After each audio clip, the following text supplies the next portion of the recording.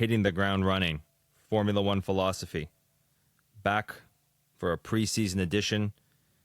This episode was inspired by one of our super fans, Joseph Naran. He asked us last year, rank the drivers, and we forgot to do it last year, so let's start this year. In typical Formula One philosophy fashion, we eventually get there. All right, as always, F1_philosophy at gmail.com. Sorry, F1philosophypod at gmail.com for questions and answers. Yeah, I got there eventually. The motto of this show. F1_philosophy at Instagram and F1 philosophy at YouTube. Like and subscribe. Leave us comments. Leave us notes. We probably need a lot of them. Sean, how you doing today? I'm doing all right. How are you doing, Nick?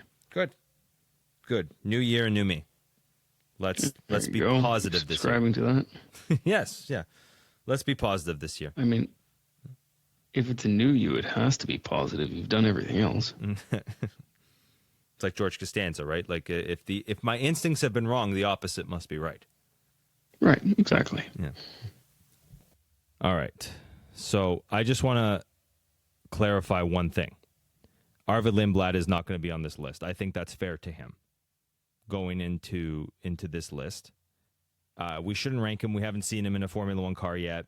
We can maybe revisit this topic at the end of the year or mid-year. But I think for us to rate him 1 to 10 right now when we haven't seen him race a Formula One car is unfair. So we'll just put him as not applicable, as an NA. Sorry, how about this? I've got 2025, 1 to 13. So for the 10 drivers that were on the grid for 2025. And I've included 11 through 13 for Perez, Bottas, and Lindblad. You're right about Lindblad. We can just avoid ranking him for 2026, and he'll sit in 13th until we have a fair ranking of him. Or 22nd. That's right. There's 2026 is off 2 cars per team. Off to a flying start. Well, the comment still stands. He'll be 23rd. Yeah, 22nd, I think, right? No, because I got to put Yuki in here because he was there last year. Do we want to rank We're Yuki? going to rank 20. Well, he's going to be there as a place for 2025. Okay. And then he won't get a place in 2026. Okay. But so we are including. It just works better the way I'm. Okay. Yeah. So we are including, though, Bottas and Perez.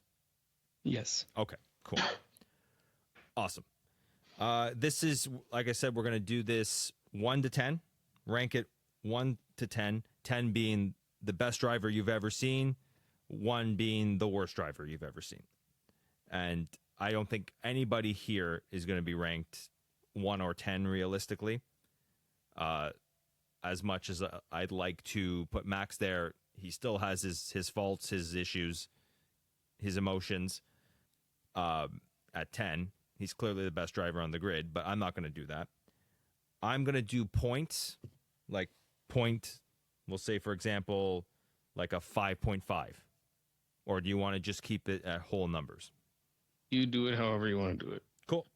All right, that's what I was going for. Let's have like your own type of ranking system. So each of us will have 2 different rankings. All right, so let's start off with going through the drivers and putting them where they were last year. Okay, so we'll start at Franco Colapinto then. Or start at Sergio Perez and Bottas. If we wanted to get really redundant about this, we could add, what's his nuts in there? Doohan. Yeah. We won't. He's not going to be part of 2026. There's no point. We'll add Yuki because he's a reserve driver. And that's it for me, I think. Okay, so Perez, Bottas, and Lindblad. Okay. So let's start ranking from the bottom then. We'll work our way up to the top. Okay. All right, so I guess we're going to start with either Bottas or Perez. Let's rank them both to be fair, because to start with either one is not fair to either one, because one might be better than the other next year. And I'm willing to admit it might be Valtteri Bottas. Okay. So we'll both rank them right now. So would you like to do the honors? You go. Okay. All right. So for me, Perez right now is a 5 and Bottas is a 4.5. So I'm going to give Perez half the point because based on what we learned at Red Bull, I think we saw that he can understand the issues with cars and help them grow. I think he can help improve a car and be present with the engineers and help with upgrades throughout the season. But based on the fact that he was out for a year and that he didn't have a good season, his last season there in 2024, I'm not going to say he's good. I'm not going to say he's horrendous. He's, to me, right in the middle. We've seen what he can do, and that's that. As of right now, he's guilty until proven innocent. So if I want to rank him higher, I have to see more from him, or he might just be on the downtrend. And as for Bottas, I've made my thoughts on him clear. I think he's lazy. I think he can be good when the car's good, but he'll just disappear. He's kind of like Raikkonen, but without a championship. So year off, a year away from the sport, chance to reset, might still be good, but guilty until proven innocent. So 4.5. He showed at Alfa Romeo, at Sauber. He's not willing to do the work. He's not willing to help with upgrades. The car will just disappear for years. What do you think? Okay. I don't agree with you on Bottas. Okay. I'm going to give him a 5, simply because he didn't compete last year. But he was still in the paddock last year. He was still a reserve at Mercedes. He still had work to do for them. He was in the simulator. He was doing his thing. And I think your comment about him being lazy is a little unfair because, one, he actually had a job last year. Perez didn't. And on top of his duties for Mercedes, he was doing everything he could to get into Cadillac and trying to convince Mercedes to let him go do stuff at Cadillac, even though he still had a contract at Mercedes. So I think he can put the work in when he wants to. I just don't think he wanted to work at Sauber. So I'm going to give him a 5, again, because he hasn't been there last year. And these new cars are interesting. So we'll leave him kind of, let's say, bare neutral. Mm-hmm. I'm also going to give Sergio the benefit of the doubt and give him a 5 also. Because, yeah, he wasn't working last year, but I think from what we've learned from Red Bull's struggles is that Sergio was able to pinpoint what the issue was with the car when it happened, and just nobody wanted to listen to him. Agreed. So I'm willing to give him a little bit of credit there, and we'll say Cadillac's got what I believe to be a reasonable lineup, even if it's not ideal. Okay, that's a fair point.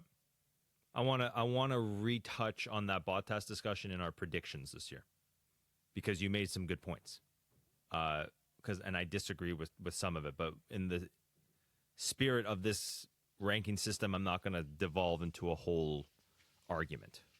But I think you made some good points. They do have a reasonable lineup, and I think they might surprise this year. I don't think they're going to be as bad as people think they are, especially with two competent drivers, 2 race winners. I would like to see more from Bottas, though. Mm-hmm. I hope you're right. I hope the Alfa Romeo thing was a one-off, but we'll see. So agreed. Awesome. Who's next? Then is Colapinto, right? Colapinto. All right. Have at it, boss. I'm going to give Colapinto a 3. I was not impressed by what I saw this year, or last year, let's say. He came in with a lot of hype from Alpine in the year before, from his performances with Williams, promptly fell flat and kind of faded into the scenery. I don't expect that he'll be able to do anything else with Alpine this year, realistically.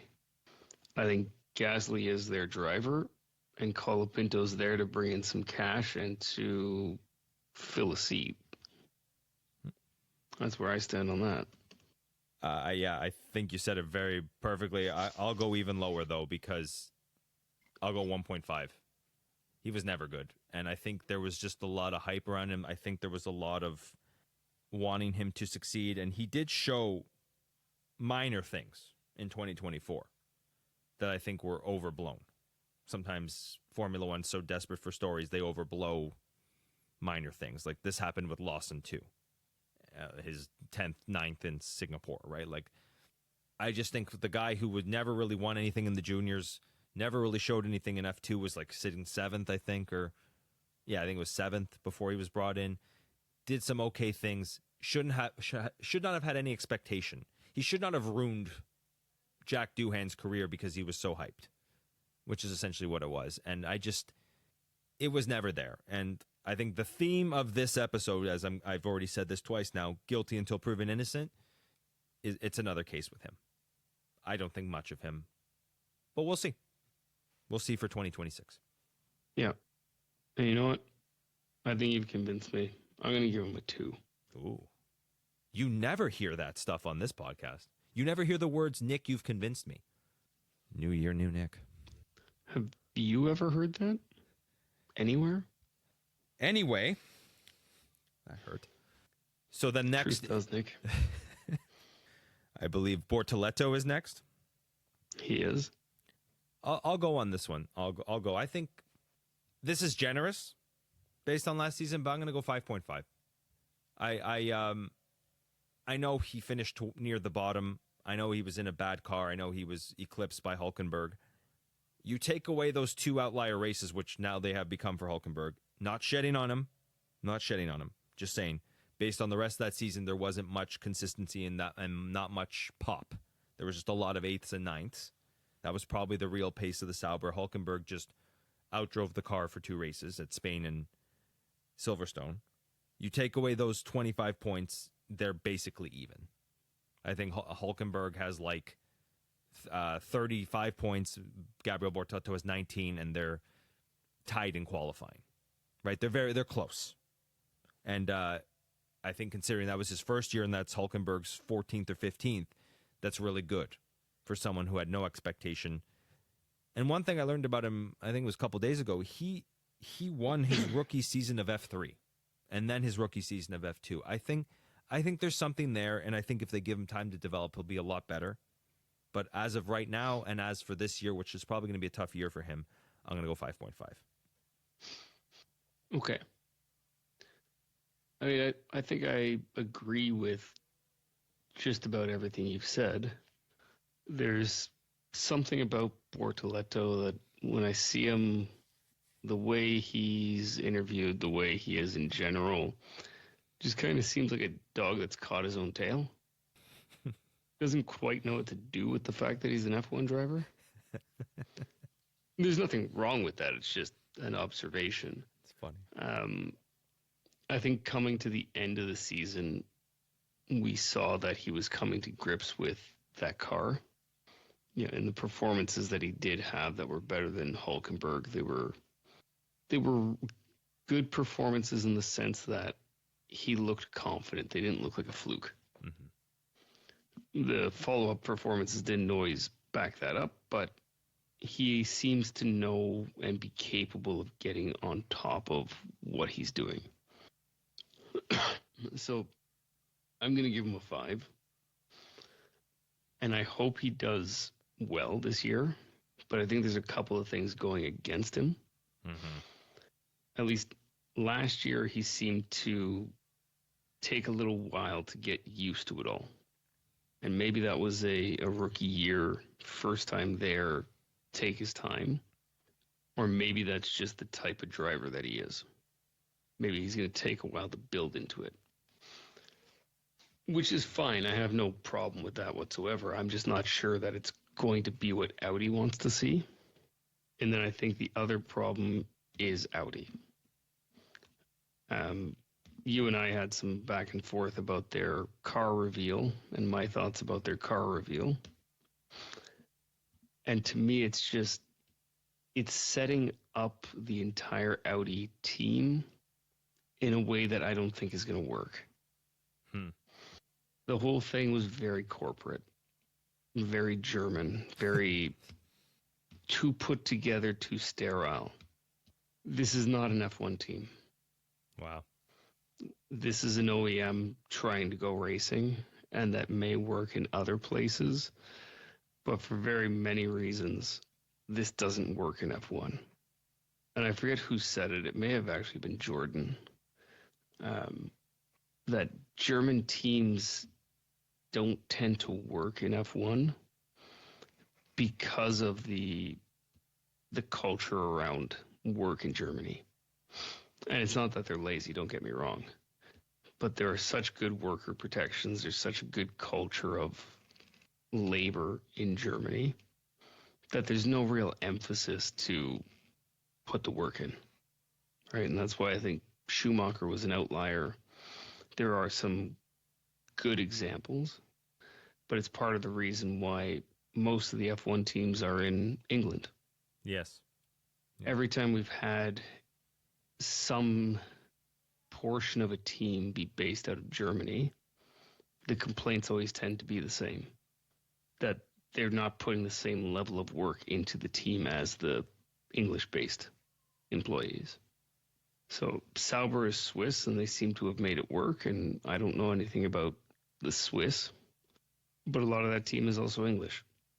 So all this coming around to kind of say, I think Gabby's going to be a build into a type of driver, and I don't know that the corporate interest at Audi is going to allow for it.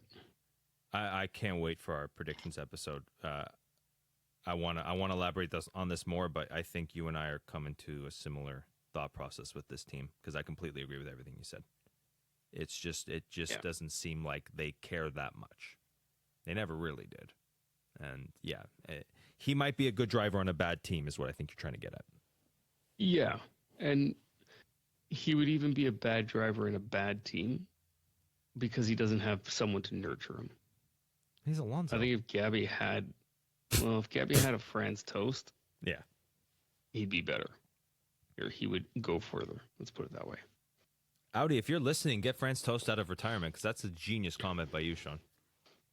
I mean, in my opinion, France should just come out of retirement as a driver consultant, and he could rake in money from whichever team wanted him to coach all the young drivers. But specifically, who knows? Audi. Maybe his next job is running F2. You're on fire right now. That's great. Some 3 back-to-back great ideas. It's been a long off season. I've had nothing to do but to think about these. Me too. Yeah, I love thinking about this stuff with my morning coffee. Just to put a pin on Audi, Franz Toast running that would be awesome. Has an Austrian running a German company ever gone wrong? Anyway, yeah, exactly. Next is Gasly, I believe, right? It is. Okay. Where would you like to put Pierre Gasly in your rankings? I'm going to put Pierre at a 6. I think that car is abysmal. Was abysmal last year. Mm-hmm. The fact that he's the only one of 3 drivers to score points in it says something. And, I mean, we'll see what this year does, but I want to say, given the nature of what last year was, he did the best that he could. So I'm not completely down and out on Gasly. I think he's got some potential, but we'll see. Completely agree. I'm actually going to go higher, and I'm going to say 6.7 for Gasly. I think 22 points in 2023 and 2024 puts that team 8th or 9th. Right? Like you're right. He did the best he could with a shit car, which would have been enough any other year, except for that. For what was a really an outlier and crazy, amazing year last year, in that 9th place got 70 points. In any other time and place, that's 5th or 6th or 7th or, yeah, like in the 90s, that's like 3rd. Like Gasly did the best he could. And I think he's a really good driver in a good car. In a bad car, he's just a decent driver, above average decent driver, or a mid-level driver. I don't think he's ever winning a championship, probably never winning a race again, but I think he can do damage in a good car. And that's that. Yeah. Yeah, exactly. So who's next? So, sorry, where are you putting Gasly? 6.7. 6.7, very specific. Mm-hmm. If I was a Gen Alpha, I would be making a 6.7 comment here, but I'm very much an old man. Well, it's not. Yeah. He's not a All 7. Right, so we're on Tsunoda. Yeah, so we're on Tsunoda. Okay. I'll go first on this one. based on last year, 3.2. Not a good year for him. And just kind of fizzled out when given his shot. I don't want to be too mean to him. I want to be fair. You did a good synopsis of him at the end. His qualifying performance was he could go out with his head held high at Red Bull. I just never saw much with him. And last year, unfortunately, proved me right. I'm going to rank him higher simply for the fact that I think what Red Bull did to him was unfair. I made it pretty clear early in the season that my opinion was Lawson should be left to stew in that seat and get 0 points and be shown to be the useless sack of shit that he was. Sorry, that came out more aggressive than I wanted it to be, but here we are. Said it. And Tsunoda did not get a chance to show his real potential. I'm going to put him at a 4. And that's my way of compromising between, his performance at Red Bull was terrible, but also he wasn't set up to win that. So I don't fault him entirely for it. No, my preseason prediction last year of them trying to get rid of Yuki at Racing Bulls ended up being that at the senior team. It wasn't fair. You're right. Like if this was based on his Racing Bulls AlphaTauri performances, I'd say he's a 5, at least. Right? It's just it's just you're right. He was set up to fail because they thought they were going to save Lawson, but by the time they saved Lawson, quote unquote, Hadjar appeared, and now Lawson is useless. Yep, exactly. All right, who's next? Our favorite driver. Oh, Esteban. Oh, Lance Stroll. No. Lance Stroll. Lance Stroll. You know what? You go first on this one. Lance gets a 1.5 from me. I've been listening to our older episodes, just trying to refresh kind of some of my opinions from the past and seeing if I'm still aligned with them. And I think I've nailed Stroll the entire time. He's dangerous. He's a pylon. He has no business being on the grid. He did at one point, but the last 4 years have been absolutely useless. So he's lucky to get a 1.5 from me. Ditto. I was going to say the same. I was going to do a diatribe about how like there was once a time in F1 where he was exceptional, I would say he was a 6 or 7, maybe even like a 7 to 7.5 type of driver. Right? Last podium at Williams in his rookie season, pole in 2020. There was a lot of potential, but 2022 you're right, somewhere there, took him off guard, the ground effect era, and then he broke his hand in 2023, and they just refused to admit he's done. And it's just, Mm-hmm. It's a shame. It's a shame. He was once, at one point, someone who was decent and less annoying than Jacques Villeneuve. As Canadians, that's impressive for us. Like, would you rather have Stroll or Jacques Villeneuve? Realistically. Jacques was a better driver, so there's that. Sometimes he was. Other times he wasn't. Other times he would disappear too. After the but he also got the shitty side of Williams. So one of the shitty sides of Williams. One of. You could say he was the reason they never grew, because the second Montoya and Ralph came there, they were re-energized. Yes, they had a BMW engine. Let's be fair, but there was more energy. There was more optimism with those two. Yeah. Anyways, I believe Ocon is next. Did you give Stroll a rank? Oh, I said ditto, 1.5. I completely agree with you. Yeah. Yes, and Ocon is next. I want to be fair here because my instinct is to go 2. But he may still have something in his back pocket. So as of right now, based on what I saw last season, he's a 3. He was probably, in my opinion, one of the 2 or 3 worst drivers on the grid last year. Mm-hmm. I would put Colapinto, Stroll, and Ocon in the same sentence.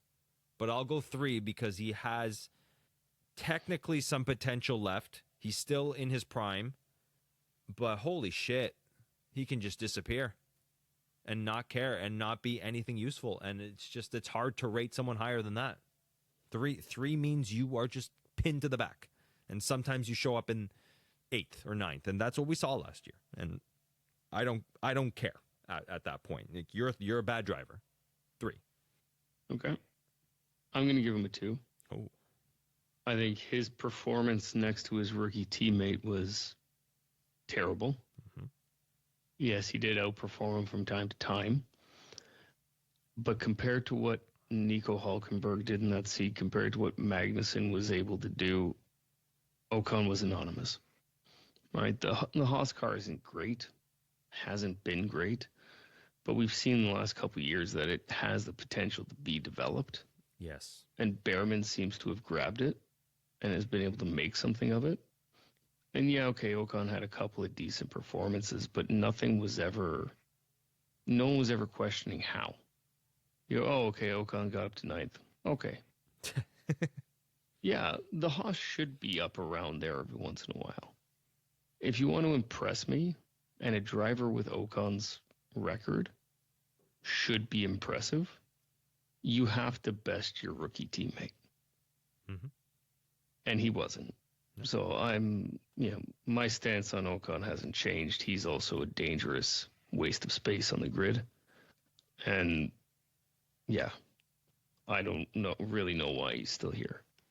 That's a good point. If you make Oliver Behrman look exceptional, you're terrible in my eyes. And I think Ollie's done well. I'm not trying to say that Ollie's bad, therefore Ocon's worse. Okay. With Ocon's history and what he's been able to do at other teams, he should have been the one to grab that Haas and make it his own and be putting in the results that we saw from Behrman, right? Running in 3rd place for however many laps it was. We didn't really see that from Ocon. We didn't see anywhere near that from Ocon. To me, that's...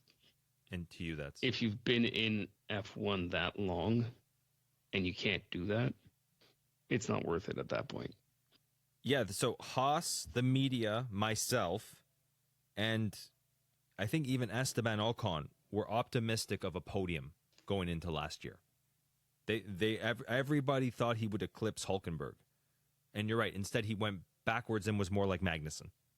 The car that Magnussen had was never as good as the car Ocon had. A lot of that was Magnussen's fault.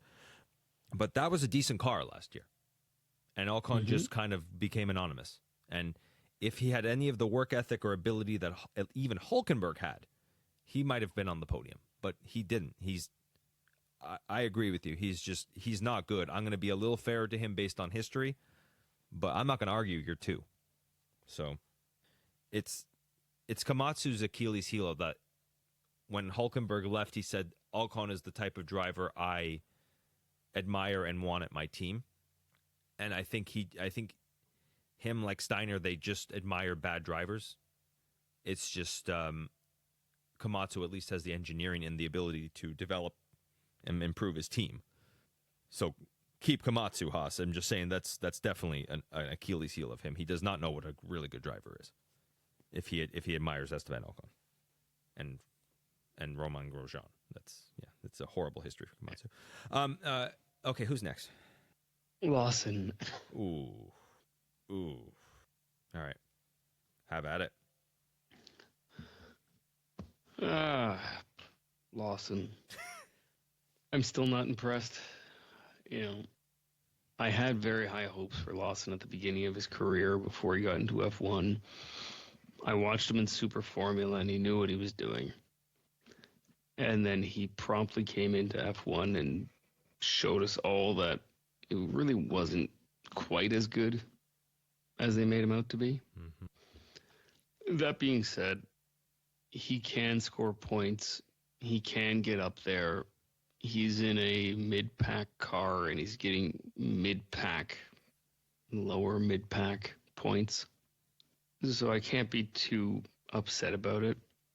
I'm going to put him even with Yuki on a 4, partly because he's driving Yuki's car, and I would have loved to see the 2 of them go head-to-head in that car to give him a proper ranking. Mm-hmm. But where we stand today with the information we have, I'm going to give him a 4 and call it a day. I'm going to be meaner. If I put Yuki at 3.2, Lawson's 3.1. Because whereas Yuki was growing in situations that he was set up to win, Lawson's dying. Lawson's going backwards. Like he took, like you're right, he took Yuki's car and didn't exactly make it better. So I think if Yuki was in Lawson's shoes last year, he would have done a lot better. And Lawson, I think, just got like 30 some odd points. So I'm not too impressed. I've never been that impressed with him. I think there was just a lot of hype calling him the next Vettel.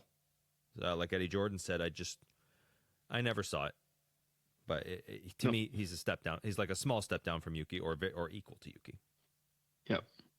Next is your favorite, Behrman.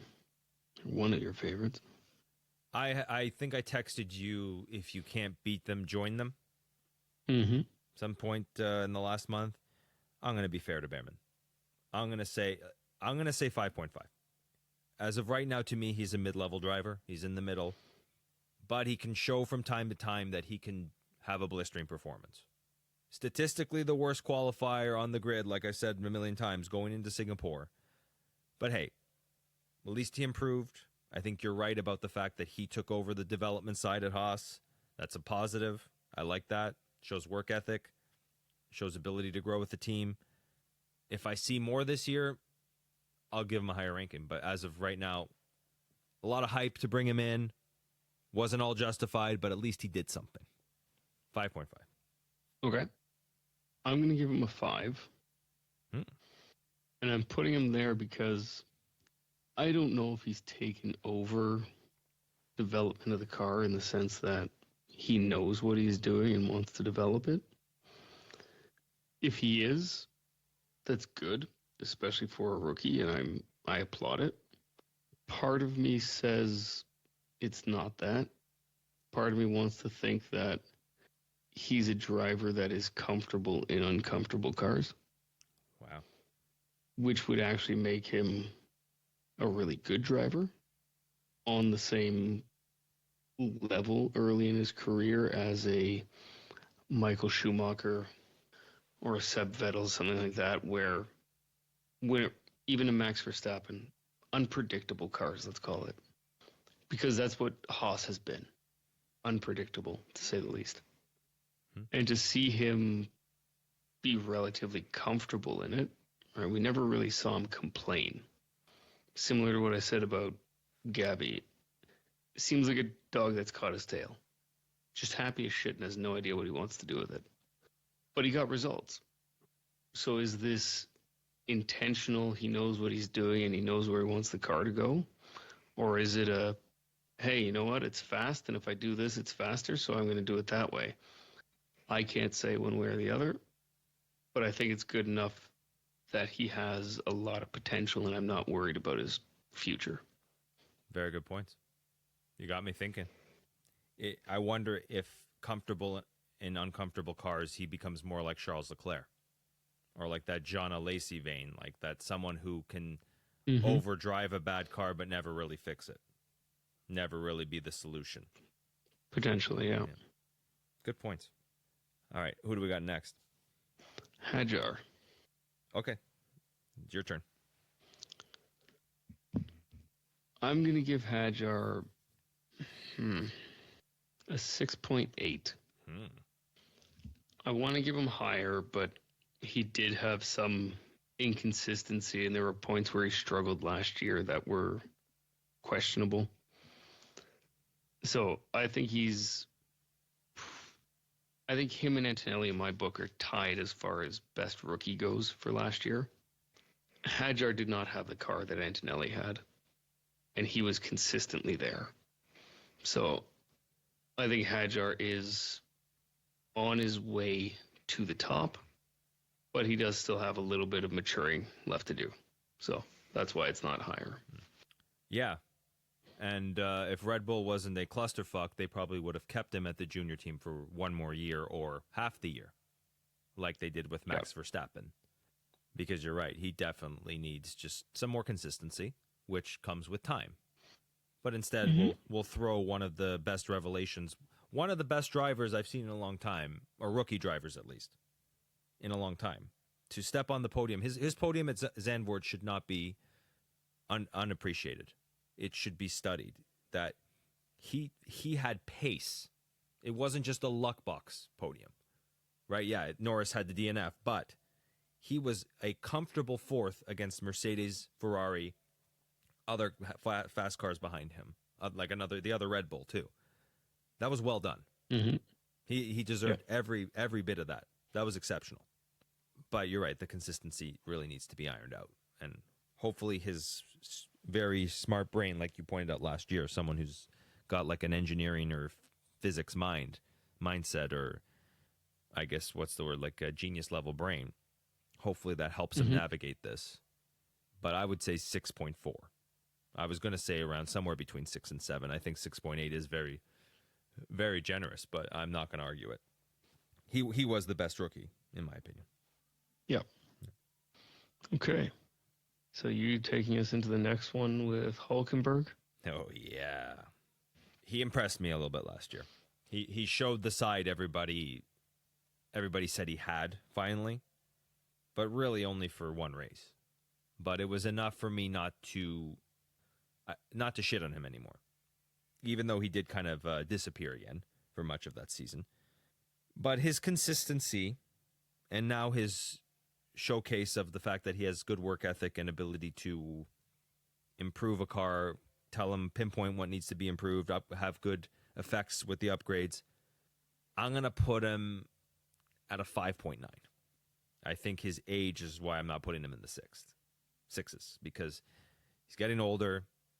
Where he finishes is lower and lower now. It's no longer 5th to 7th. It's now 7th to 9th. Yes, he's still consistent-ish, but it only gets worse with age. So, was that you laughing at me, or is that you coughing? No, that was a cough. Oh, thank God! I was like, what did I say? Yeah, 5.9 for Hulkenberg. Okay, that was relatively tame. He's not bad. No, he's not. I'm going to give him a 6. Okay. Largely for the same reasons that you mentioned. I don't really have much to add to that. I'm just not potentially as petty as you are. So I think he deserves a 6. 5.9 is fair. Not petty at all. Sure. Yeah. Okay. And who's next? Fernando Alonso. Oh, Sean, you get to go first. Yeah. I'm just going to drop him to a 2. Oh. Yeah, he's had a good career.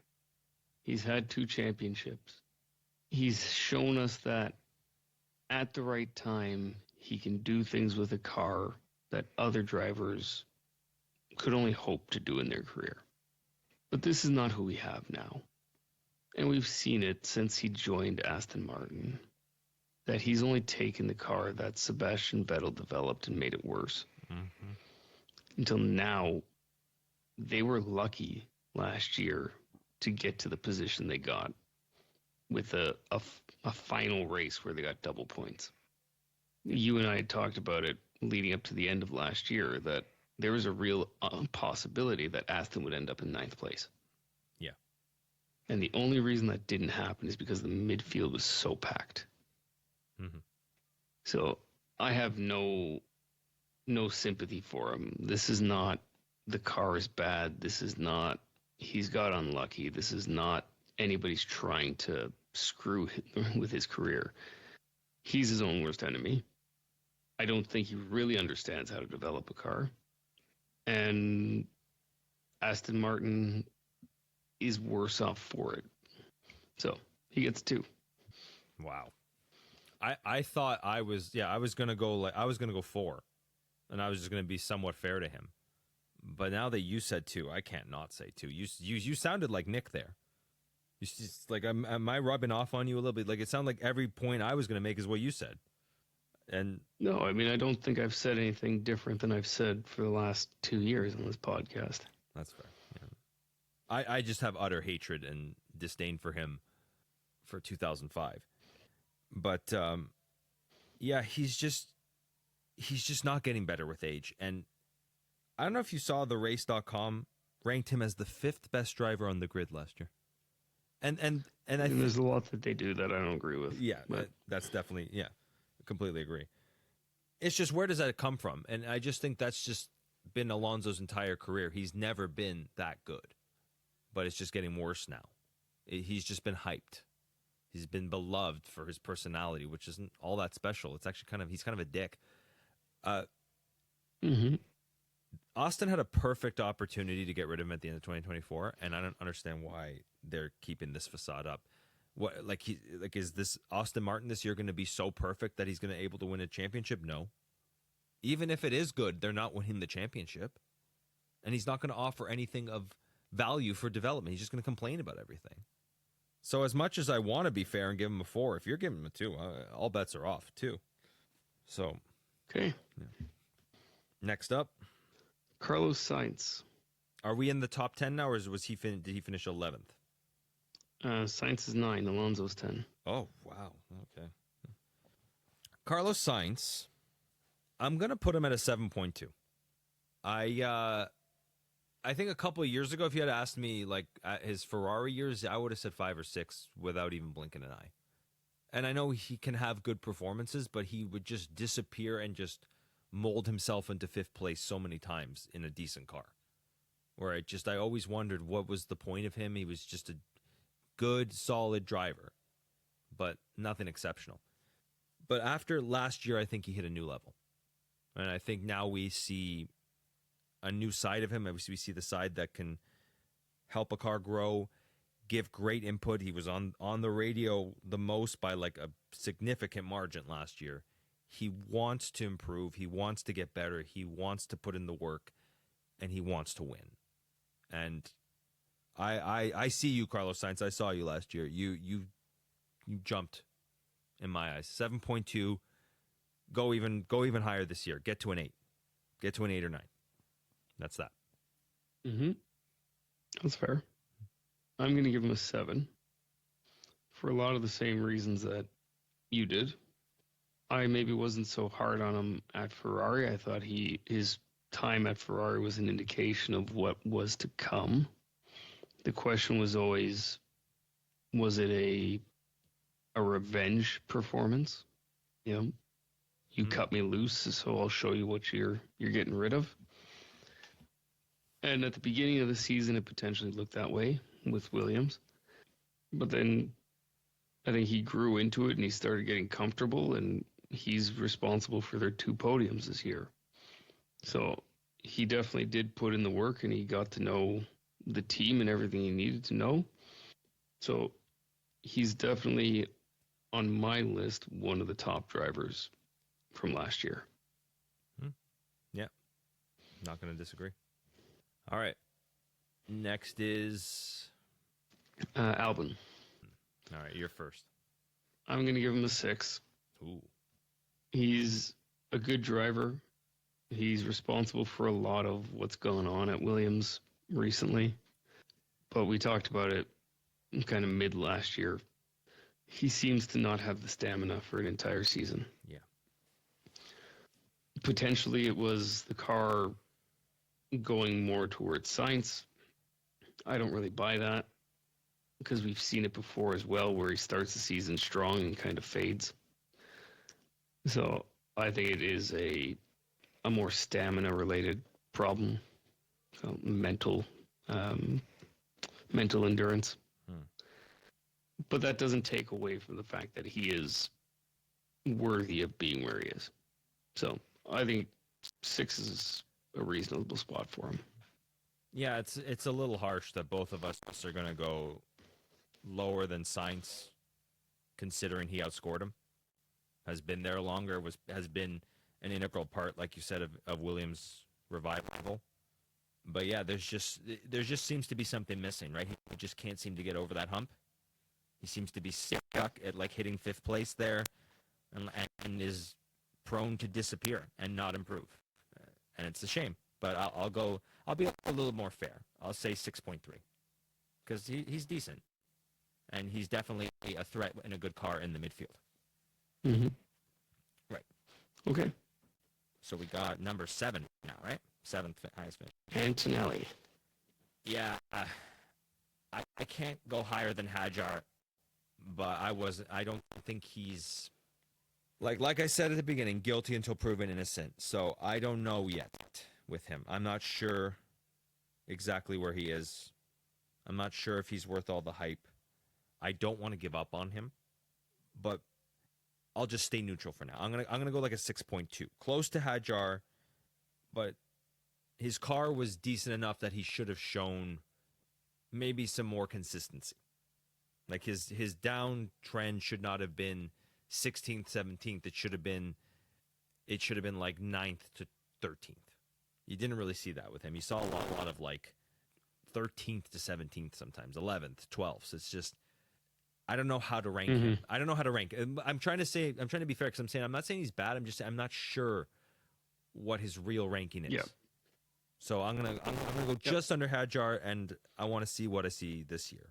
I'll get a real read for him next year or at the end of this coming season. Okay. I'm going to put him at a 6. He did have good performances. He did get a sprint podium. Mm-hmm. Did he end up winning a sprint? I don't think so. He got a sprint pole, and he got a couple podiums in Sprint pole. I think it's sprint pole is what you're thinking. Yeah. So he did good, but he was in a top 3 car. So he should have done better. Yes. Right.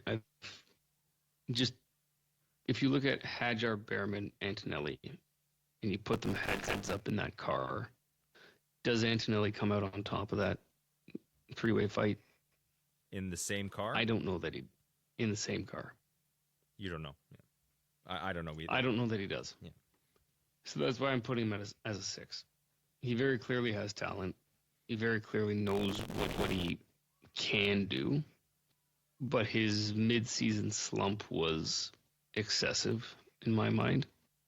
So given the hardware that he was in, it shouldn't have been so extreme.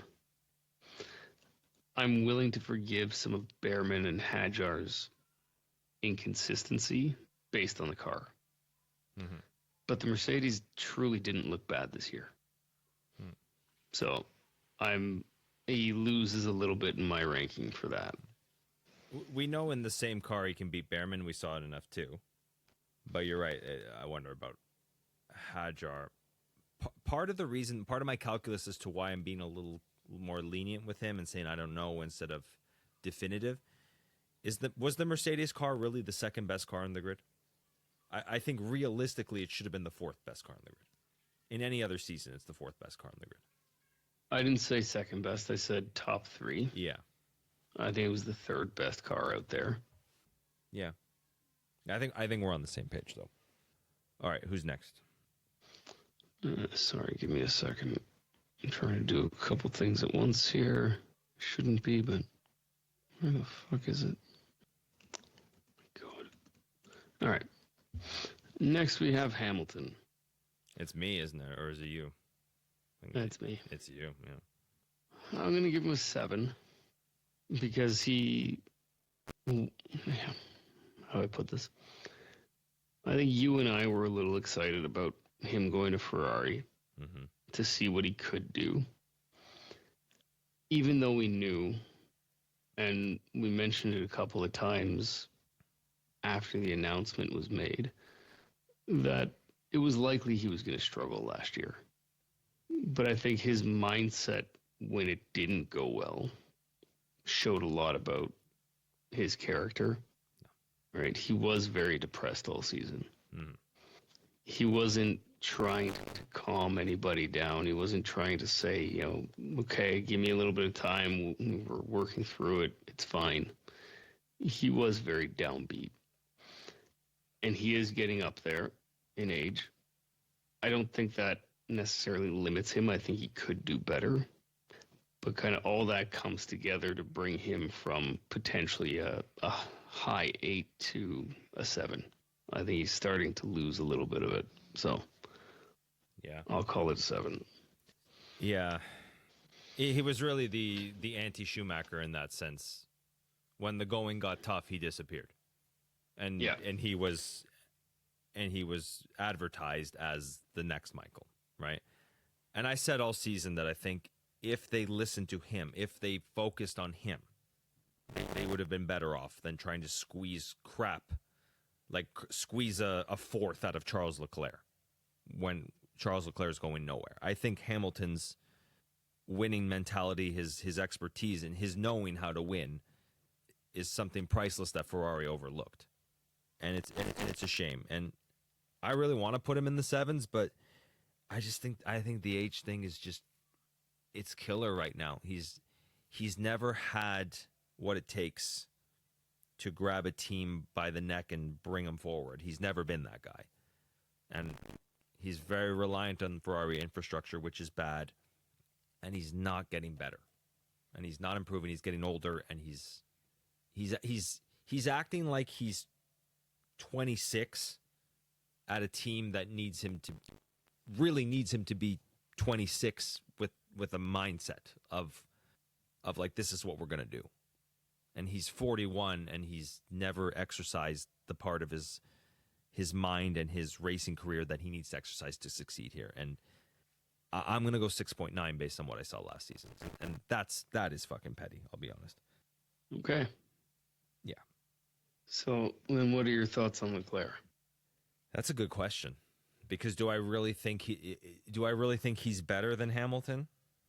Career-wise, no. Definitely not. Maybe right now he's 7.0. But there's not, like, yeah, he can squeeze a lot out of it. Like I said, he can squeeze a lot out of a bad car, but he's never the solution to getting a good car.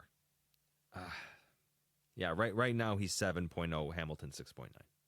And I've said a lot about Charles Leclerc on this podcast. I don't want to rehash it, so I'll just leave it at that. He's very good, but not good enough. Yeah. So you're calling that a 7? Yeah. All right. I'm going to call it a 6.5.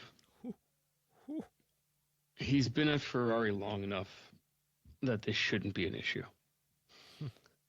And the car seems to be declining, and he doesn't have a development partner like Sainz next to him like he did last year. Mm-hmm. And all the nonsense we've talked about at Ferrari and everything else, he seems to have bought his own mythology, in that he's just the anointed boy prince and doesn't have to try, and it should just come to him. And I think it stood out this year. Yes, he's got some talent. Yes, he's capable of winning. We know that. But this year shouldn't have been as bad as it was. There was no regulation change. There were no real big changes year on year. Ferrari made some changes to the car. That was a bad move from a technical standpoint. But it shouldn't have been that drastic. So I am not impressed with what I saw with Leclerc this year. He is one of the better drivers on the grid, but he's not. In my mind, he doesn't deserve to be fighting for a championship with what we saw from last year. I hope this year is different. You know what? You just convinced me. I was trying not to change any scores, but you nailed it. You absolutely nailed it. The Ferrari, like the anointed boy prince, is perfect. A perfect statement by you. The Ferrari bragged about how they were not listening to Hamilton and focusing on Charles because they believed he was the chosen one. I forget what they call it in Italian, but they call him the chosen one in Italian. And so, yeah, you stopped listening to Hamilton, and what did that get you? By the end of the season in Qatar, you were the 8th fastest, like not the 8th fastest constructor, but I think the 5th or 6th fastest constructor based on timings sheets. And yeah, and that's what you get with him. You're right, and I think you're right. There's a laziness, there's a inability to fight for the championship. I will change it. I will agree with you and go to 6.5 on him. He had his chance in 2022 and he absolutely blew it, and hasn't gotten better. Hasn't made him better. Just made him think he was unlucky. Yeah, perfect. Well said, Sean. Perfect. 6.5. All right. So now we're on to George Russell. And you're going, right? I'm going. Okay. Be nice. Why? I'm kidding. He gets a 5. Wow. I'm done with him. Like, There's been a lot of talk about Mercedes being the team this year. I don't know where it's coming from because we haven't seen anything. If it's all based on a Mercedes engine loophole that they've found, I think we're seeing things from other teams that are more promising than what's coming out of Mercedes. But because of all that hype, everybody wants to know what George thinks. Everybody wants to put George as the title contender this year. Mm-hmm. Don't. He doesn't have what it takes. Yeah. Yes, he can win a race. But like I said with Antonelli, that car was better than the performances they got out of it. Well said. We weren't seeing two drivers that knew how to capitalize on that hardware. And George, his ego doesn't let him see that there's actually more to do.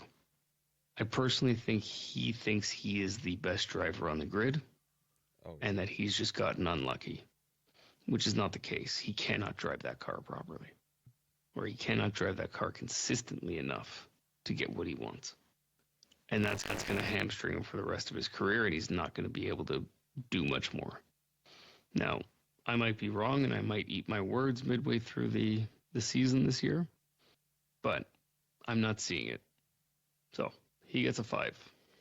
Everything you said was right. I think I just disagree with the ranking. I think that was you just hate his guts. I'll put him. I was gonna put him under Hamilton. I think he's like a 6.6 around there. But you're right. You just nailed it. I think he thinks he's the best, and he's being told he's the best. Kind of reminds you a bit like Norris, right?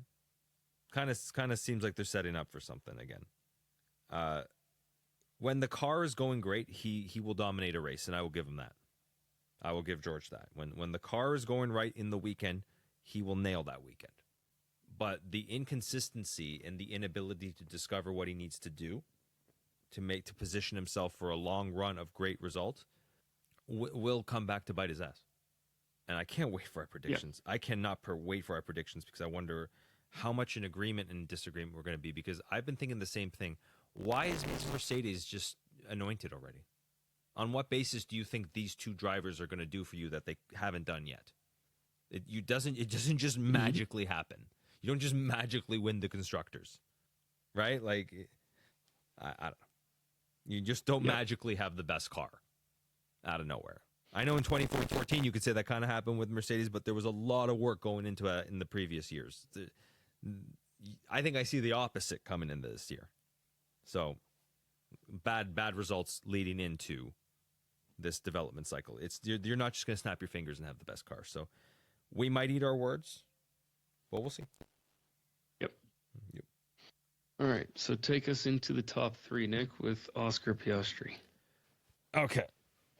I've been a little harsh, I think, on the rankings, and now I'll get a little maybe overzealous. Oscar, in my mind, is an 8.7. I think he's very, very good, and I think he was Tanya Harding style by McLaren. They took a crowbar and just smashed his foot until it was broken, and he's in the corner screaming, "Why, why?" And Tanya Harding, the ugly, weird-looking Orlando Norris, who was the Tanya Harding figure in this sense, the ugly-looking weirdo. You're like, she's winning the figure skating competition. Won the title. I think in any universe, in any rational universe, if there was actual papaya rules, if there was actual fairness, this Oscar runs away with that title, and we have a new Oscar Piastri era. He's the only one. I would agree with you on that. Ooh, interesting. Okay, interesting. Not the analogy. I think if you look at any of our metrics, our audience is too young to even understand that analogy. But anyway,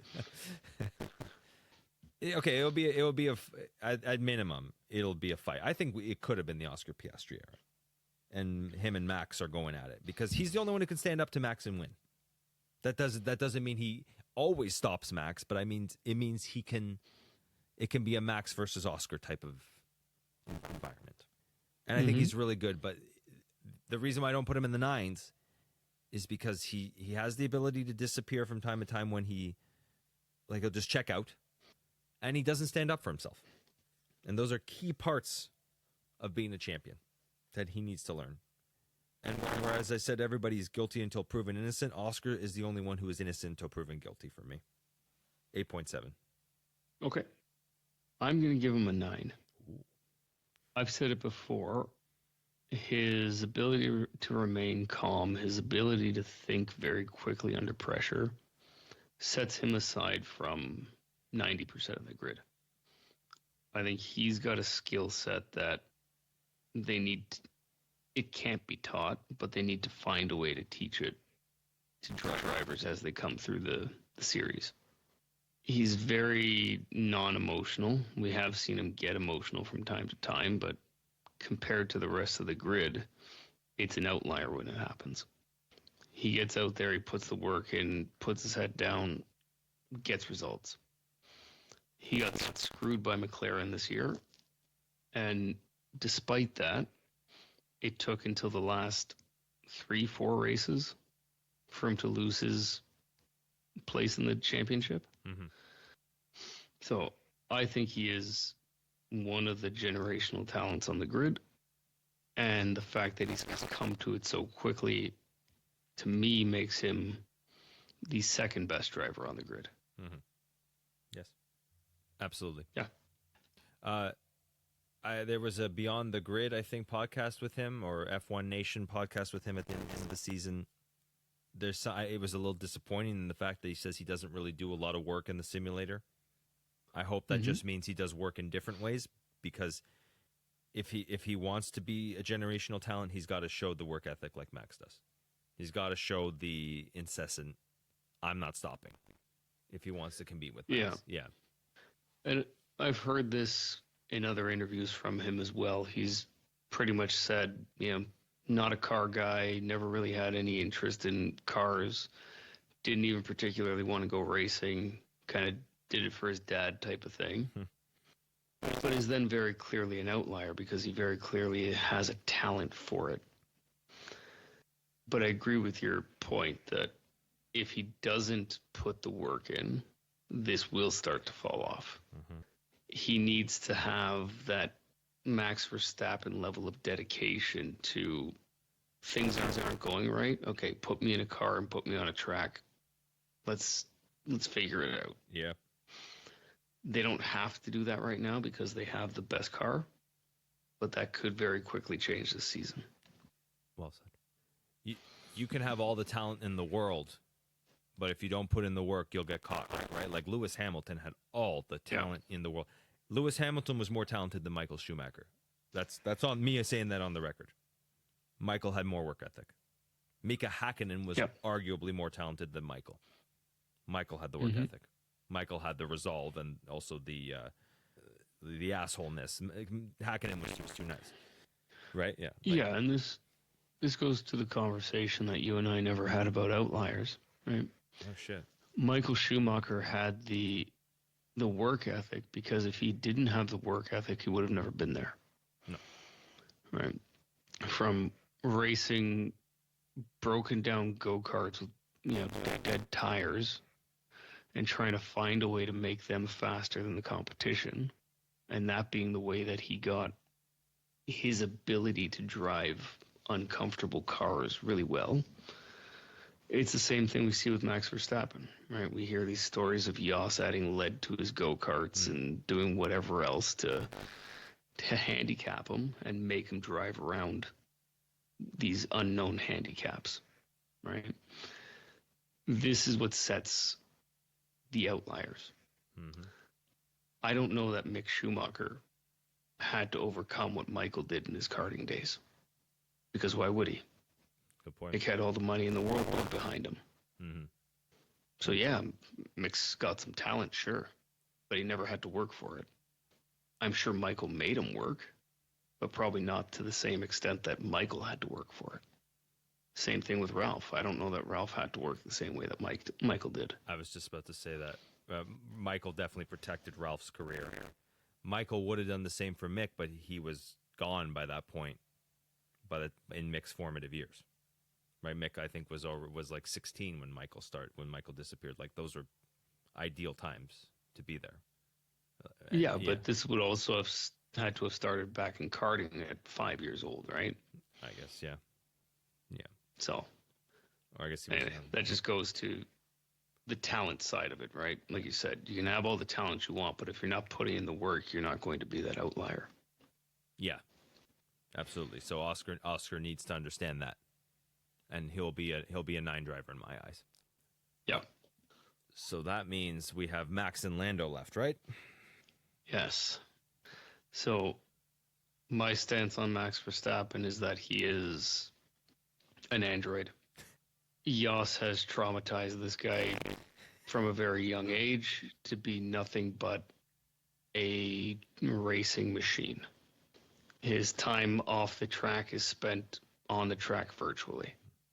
And you see what we have, right? Mm-hmm. And Sebastian Vettel said it well this year. The frightening thing about Max is that after 10 plus years in the sport, he's still getting better. Yeah. He has matured, and maturing hasn't slowed him down. It's given him the ability to actually look at things and improve. So I take the same stance that you do. There is no such thing as a perfect driver, so nobody's getting a 10, but Max is getting a 9.5 from me. Mm. Yeah. Well said. I would just say 9.6. He's shown me everything time and time again. He has every skill needed to succeed.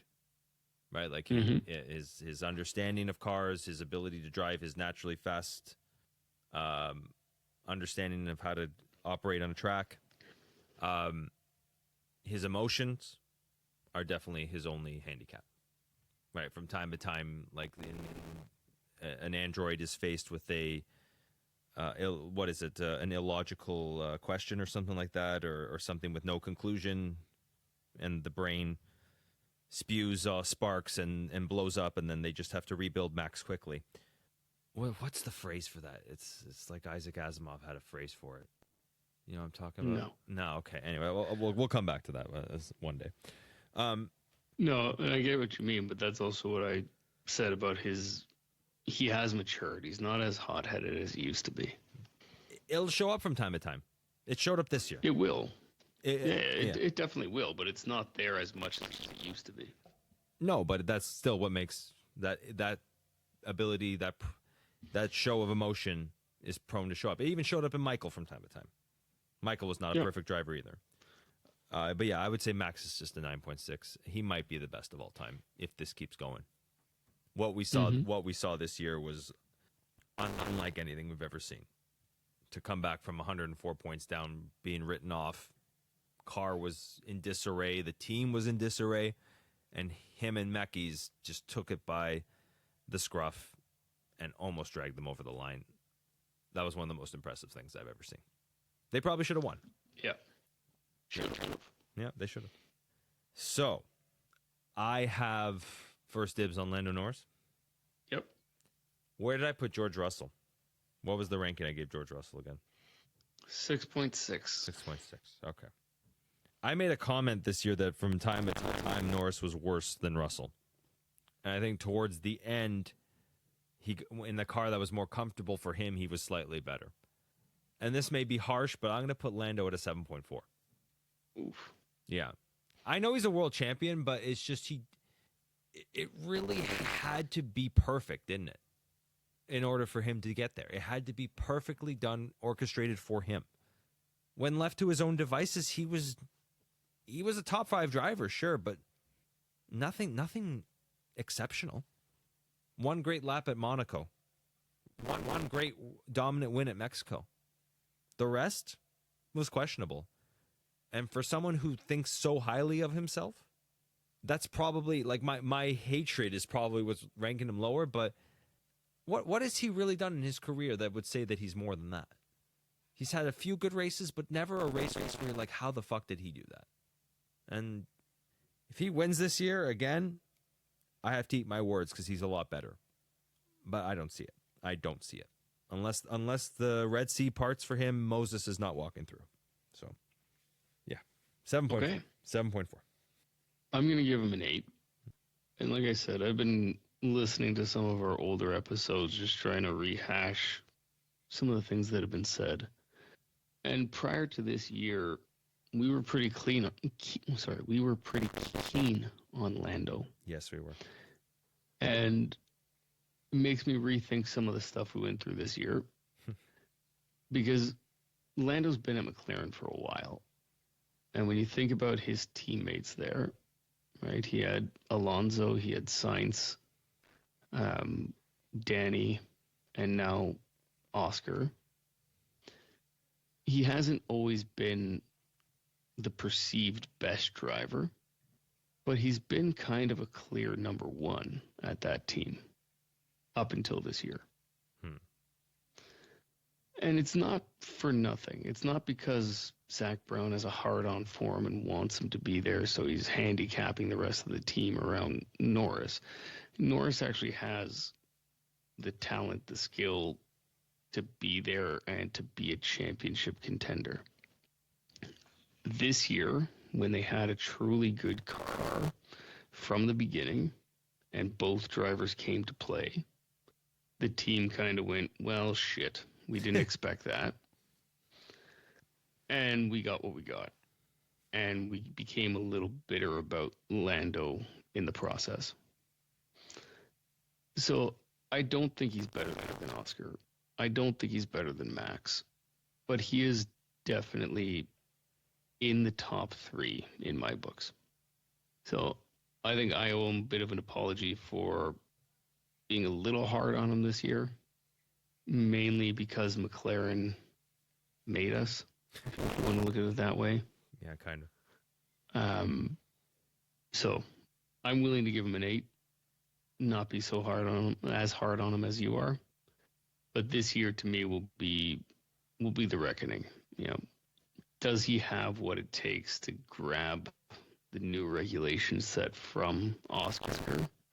Or is Oscar going to show us that he really is that much better than Lando? A lot of the regulations are about driver ability, right? With the X-Wing and the Y-Wing or whatever it's called. The X and Y arrow, yeah. Yeah, which doesn't seem to be as flexible as they initially made it out to be. I did listen to our initial summary of that, and it sounded like it was going to be the drivers could pick and choose where they wanted to use it, and it was going to be a lot more, let's say, personal preference, what you could get away with. That's definitely not what it is. Oh. The FIA, you're allowed to go into cornering mode, into straight line mode when the cars are not traction limited, which you could think of as anywhere where you're full throttle, right? If you're full throttle, you're really not traction limited. So some of these high speed corners, some of the high speed kind of kinks that you see, basically most of Monza, Las Vegas, you would be in straight line mode. And then only in the corners you'd want to go into cornering mode to be able to take them, right? The FIA is saying now every weekend we will define the areas where straight line mode can be used, and then there's going to be an activation point for it. So kind of like DRS. I was about to say. But you don't need the 1 second gap. Okay. Yeah. So it's less independent to the driver. So it's more even. Everybody's going to have it available to them at the same places. And if I'm reading it right, it's because of safety. Obviously, you don't want people doing what Doohan did in Japan, trying to take a corner where he shouldn't with DRS open. You're going to get a lot of serious crashes that way of people trying to make moves that would have never happened. So I understand why it's being done, but it does kind of take away some of the complexity that we thought was going to be there. So I was trying to get at the point that if he could show us its stuff, this would be the year, but I guess that's not the case. Everybody's going to just show us what they have at any given point on the track, defined by the FIA. If he had anything extra, yeah. It's hard to say, right? We really haven't seen anything from these cars, so there may be something in it, but we won't know.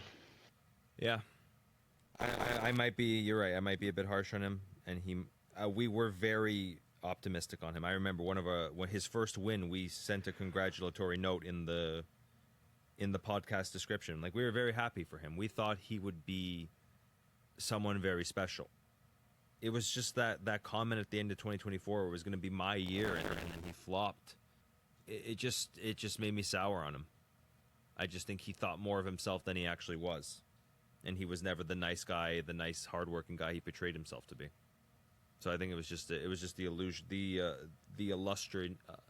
illustrious illusion, illustrious veneer coming off of him. I get there. Sure. I get there eventually. All right. Unless you have anything else to add, I think that's our rankings. That is our rankings, yeah. If you guys agree with them or disagree with them, let us know. F1philosophypod@gmail.com, F1_philosophy at Instagram, and F1philosophy at YouTube. Tell us what you think. Give us your rankings. Let us know.